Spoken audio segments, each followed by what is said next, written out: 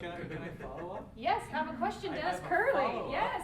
Are we legally on the hook for that, and in what way is that? Like, for example, if they say, we're gonna build this 100 megawatt, gigawatt, I don't know, whatever, this big coal plant, and we're gonna amortize it out, and you guys are gonna be responsible for paying for it, and then 10 years later, we discover, hey, solar's super cheap, what is our legal obligation to that agreement we made 10 years ago?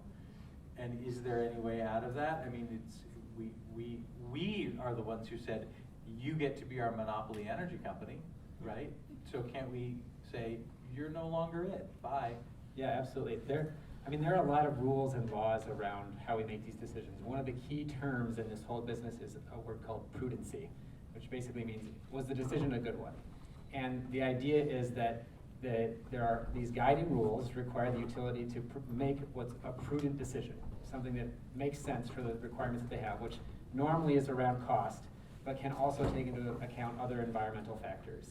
And what's really been changing, as Gabe was saying, is 30 years ago, there probably weren't a lot of options that could meet that need like there are today.